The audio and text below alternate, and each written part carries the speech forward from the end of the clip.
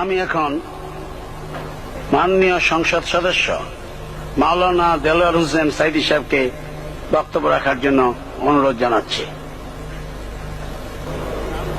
نحمده ونصلي على رسوله الكريم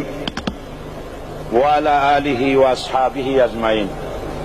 أعوذ بالله من الشيطان الرجيم بسم الله الرحمن الرحيم মাননীয় স্পিকার, আপনি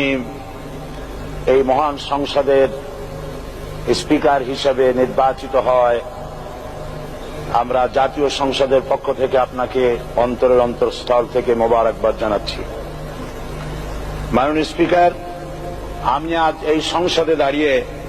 ওই মহান আল্লাহ পাকের প্রশংসায় সেজদা অবনত হচ্ছি, যিনি 1 অক্টোবরের ব্যালট যুদ্ধের মাধ্যমে সুদীর্ঘ 5 বছরের দুঃশাসন, সীমাহীন দুর্নীতি, ইসলাম